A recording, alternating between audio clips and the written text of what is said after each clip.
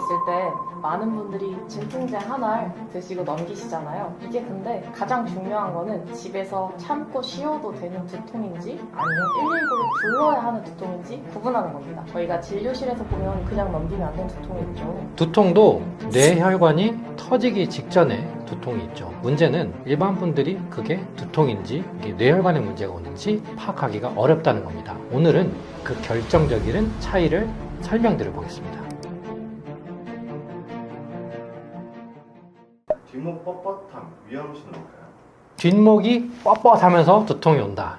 이게 생각보다 많은 분들이 걱정을 하십니다. 드라마 보면 보통 이제 뒷목을 잡고 하고 이렇게 쓰러지면서 뭔가 큰 문제가 생기기 때문에 내 뒷목이 뻣뻣하면 이게 덜컥 겁이 나고 또 뇌에 문제가 생긴 건 아닌지 걱정에 빠지기 마련이죠. 오늘 영상에서 이 걱정이 실제로 맞는 건지 한번 짚어드릴게요. 먼저 그런데 정말 중요한 것은 뒷목 뻣뻣한 두통이 올 때 정말 위험한 건지 아닌지 판단하는 포인트가 있거든요. 뒤에서 자세히 설명드릴 거지만 이것부터 확인하고 가죠. 갑자기 평생 이런 두통을 겪어보지 않았는데 처음으로 이렇게 아프다. 극심하게 두통이 온다. 하나. 두 번째, 두통이 오면서 한쪽 팔다리에 힘이 빠지거나 말이 어버버하면서 꼬인다. 세 번째, 두통과 함께 구역질이 엄청나게 나오고 의식이 점차 흐릿해진다. 그렇다면 솔직히 이 영상을 끝까지 보실 필요가 없죠. 그럴 때는 바로 응급실로 가셔야 됩니다. 진짜 중요한 얘기죠. 뇌혈관이 터지거나 혹은 막히는 거는 시간 싸움이거든요.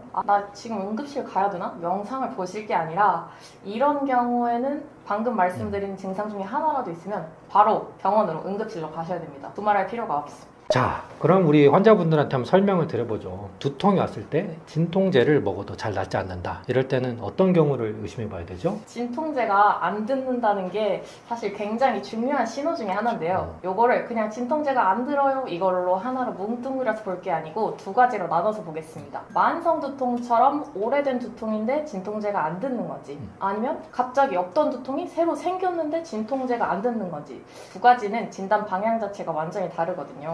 그러면 일단 만성 두통에서 약이 안 들을 때를 한번 설명해 주시겠어요? 네. 원래 내가 오래전부터 앓던 두통이 있었는데 예전에는 약 한 알, 두 알 먹으면 두통도 좀 가라앉는 것 같고 괜찮았다. 그런데 요즘에는 한 알, 두 알, 세 알, 네 알을 먹어도 잘 안 듣는다. 이런 분들이 꽤 많으시죠. 저희 병원을 찾는 분들 중에도 많으시고 네네. 이 경우에 가장 먼저 의심해야 할 것은 약물 과용 두통입니다. 이게 뭐냐면 진통제를 한 달에 15일 절반 이상 이것을 3개월 넘게 지속해서 드신 분들이 이렇게 될 수 있는데요. 나는 두통이 생겨서 진통제 약을 먹었는데 오히려 약이 두통을 더 자주 오게 만드는 상태를 유발합니다. 약을 먹어서 낫는 게 아니고 약 때문에 두통이 생기는 거예요. 이런 경우에 뇌가 진통제를 나의 기준값으로 설정해버리기 때문이거든요. 약 기운이 떨어지면 뇌가 다시 원래대로 다시 통증 신호를 켜버립니다. 그래서 잠깐 나았다가 다시 또 아프고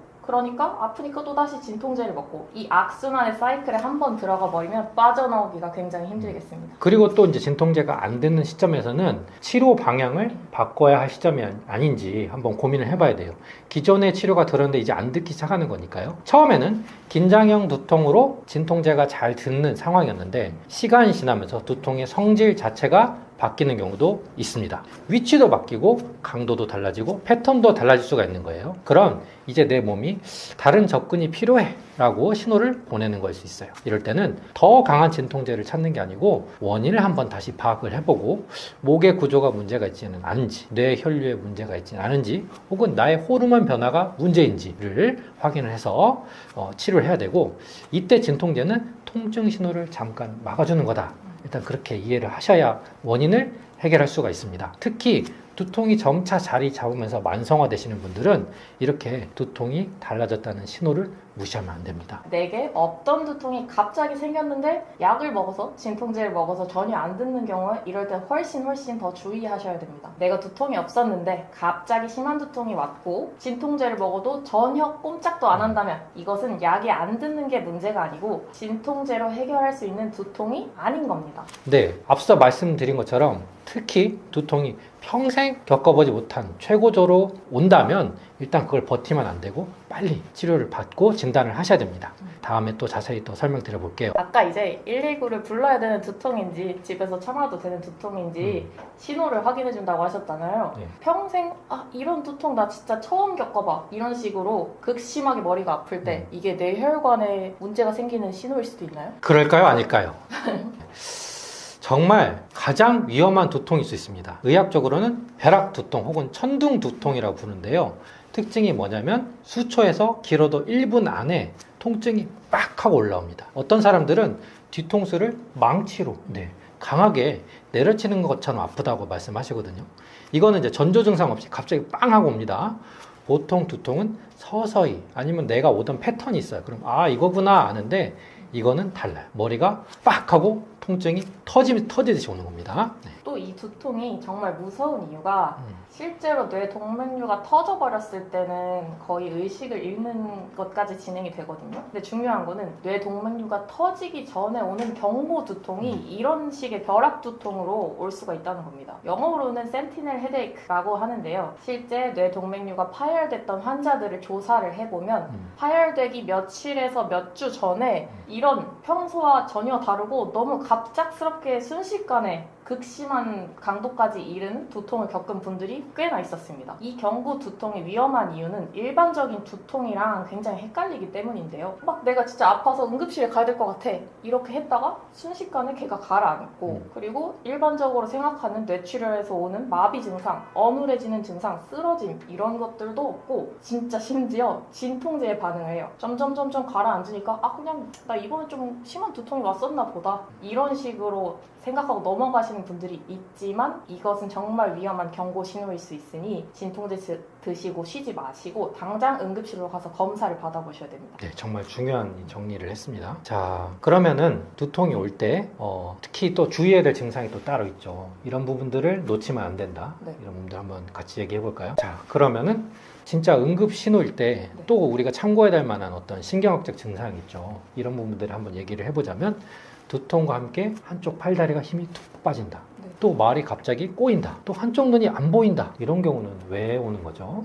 당연히 이것 또한 엄청난 응급 상황이거든요. 내가 머리 아픈 것만 있을 때랑 이런 신경학적 증상, 아까 말씀하셨던 증상들이랑 같이 올 때는 완전히 다른 상황입니다. 뇌혈관이 막히거나 아니면 터져버려서 그 혈관이 담당하는 뇌 부위가 손상을 받으면 그 부위에 따라서 몸에 이런 신호들이 나타나는 건데요. 왼쪽 뇌에 문제가 생기면 보통 오른쪽 팔다리에 힘이 빠지고 마비 증상이 생기고 언어 중추가 있는 부위에 문제가 생기면 갑자기 말이 꼬이거나 발음이 이상해지고 제대로 말을 못합니다. 시각 피질이나 시신경 부위에 문제가 생기면 눈이 갑자기 안 보이거나 물체가 막 여러 개로 겹쳐 보이거나 아니면 이렇게 커튼 쳐지는 것, 동굴 가는 것처럼 어두워지는 느낌이 옵니다. 자, 그러면 이게 좀 헷갈릴 수 있으니까 세 가지 증상만 한번 외워보세요. 얼굴이 한쪽으로 처진다. 또 팔을 들었을 때 갑자기 툭 떨어진다. 또 말을 하는데 말이 어눌하면서 발음이 꼬인다. 이거 너무 외우기 어려운 것 같은데. 그래요? 이 세 가지 이따 제가 요약지를 한번 설명을 한번 해드려 보시죠. 자, 일단 이렇게 정리를 해보면은 이 세 가지 중에 한 가지라도 있다고 한다면 일단은 119를 부르는 게 맞는 것 같습니다. 네. 왜냐하면 이 뇌세포는 혈류가 막히자마자 4분, 5분 내로 상해버려요. 썩어버리는 겁니다. 산소가 부족하니까. 그래서 골든타임이 아주 짧기 때문에 좀 두고 볼까 이게 아니에요. 빠른 대응이 그냥 바로 연락하시면 되는 거죠. 정말 중요합니다. 그래서 아까 제가 이거 어떻게 외워요? 라고 말씀드렸잖아요. 네. 쉽게. 왜냐면 이게 응급한 상황이니까 빨리 119를 불러라 라는 의미로 fast, 빨리 라고 외울 수 있는데요. F는 face, 얼굴입니다. 한번 웃어보세요 했을 때 웃어보세요 했을 때 입꼬리 두 개가 같이 올라가야 되잖아요. 근데 한쪽만 올리지 못합니다. 이런 경우 얼굴 한쪽에 마비가 왔다고 볼 수 있겠죠. A는 arm인데요. 이것도 다 양쪽을 비교하는 거거든요. 팔 한번 들어보세요. 양쪽 팔 들어보세요 하고 했는데 한쪽이 서서히 힘이 빠지거나 한쪽을 제대로 못 올리시는 거죠. 그 다음 S, speak or speech, 말해보세요 라고 하는 건데요. 이거는 이제 말을 할 때 쓰는 근육의 이상도 보지만 그냥 언어 중추가 상해버렸을 때는 이렇게 발음을 하는 것 자체는 괜찮은데 말을 못하는 경우가 있거든요. 그래서 이럴 때는 뭐 선생님 주소 어디예요? 주소 한번 말씀해보세요. 이름하고 생년월일 말씀해보세요. 여기 어디예요? 이런 식으로 문장을 제대로 완성할 수 있는지 물어보시는 게 좋습니다. 보통은 주소나 뭐 성함 이런 걸 물어보시는 게 좋고요. T는 마지막으로 타임이죠. 이 중에 하나라도 해당된다면 바로 119를 부르셔야 됩니다. 이게 가장 중요합니다. 네, 이 FAST에서 T가 중요한 이유는 앞에 말씀드린 대로 뇌졸중은 증상이 나타난 순간부터 치료까지 시간이 앞으로 이 사람의 인생의 결과를 결정할 수 있습니다. 혈전 용의제를 쓰면 좋아질 수 있는 사람도 많거든요. 이럴 때 증상이 발생한 후에 4.5시간, 그러니까 4시간 반 이내에 빨리 이거 약을 투여를 하면 좋아질 수가 있어요. 이 골든 타임 안에 병원에 도착하면 뇌세포를 살려낼 수가 있다는 거죠. 진짜 빨리 가야 돼요. 네. 그래서 FAST, F, face, arm, speech, 말, 그 다음에 time 이 네 글자 꼭 기억해 두시기 바랍니다. 통이 오면서 뭐 의식이 떨어진다, 이제 마비가 온다 이런 건 알겠습니다. 근데 내가 같이 속도 안 좋고 막 울렁거리고 토하고 그리고 이런 빛들이 너무 막 싫고 소리도 너무 듣고 싶지 않고 막 찌르는 듯이 느껴진다. 조금 어지러운 것 같기도 하고 정신이 있는 것 같기도 하다.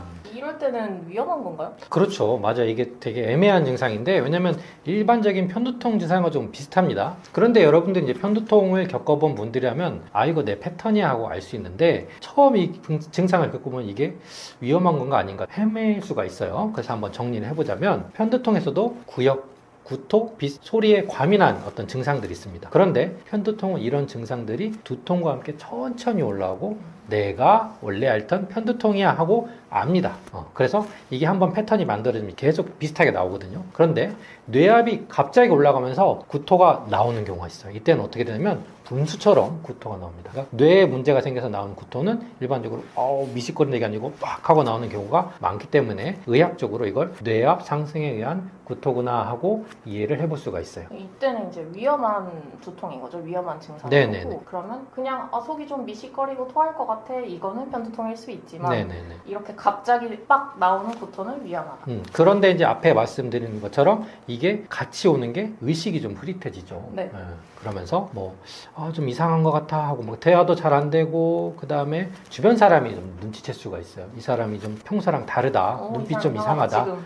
뇌에 좀 영향이 있다는 거를 의심을 해볼 수가 있습니다. 그래서 이런 증상이 동반해서 오는 두통도 집에서 기다리지만 말고 진단을 빨리 받아보는 게 필요할 것 같아요. 다 병원에 가야 하는 증상들이네요. 네네. 자, 뇌졸중이 의심될 때 보통 이제 집에서 버티거나 또는 마사지로 풀어보려고 이렇게 하는 시도들이 있을 수 있어요. 네. 근데 이제 이러한 뇌졸중처럼 증상이 의심되는 이 FST 같은 증상이 나타났을 때 절대 하면 안 되는 우리가 대처를 한번 알려드려보면 좋을 것 같습니다. 그러니까 이거는 이제 119를 불러놓고 기다리는 상황에서 하면 안 되는 것들. 그렇죠. 이기도 한 거죠. 제일 중요한 건 빨리 내가 응급실에 가는 거니까요. 첫 번째로 하면 안 되는 행동이 마사지입니다. 뭔가 막 이렇게 쓰러지는 것 같고 의식이 흐릿하고 이러니까 이런 목 근처 아니면 이런 데를 막 마사지를 해주시는데요. 특히 목이나 머리 근처를 강하게 압박하는 마사지를 해버리면 이렇게 혈관을 막는 핏덩어리들이 막혀있지만 않고 떨어져 나가면서 더 넓은 부위로 퍼져서 다른 곳을 막을 수도 있습니다. 또 이미 그 분들은 혈관벽이 약해진 상태이기 때문에 자극을 막 세게 주면 파열이 더 심해질 수도 있거든요. 좋은 의도로 마사지를 이제 정신 차리라고 해주시는 거겠지만 오히려 상태를 악화시킬 수 있습니다. 두 번째로는 찜질, 따뜻한 찜질인데요. 왜냐하면 열을 가하면 혈관이 확장되는데 이미 문제가 많이 생긴 혈관에 열을 주면은 좋지 않습니다.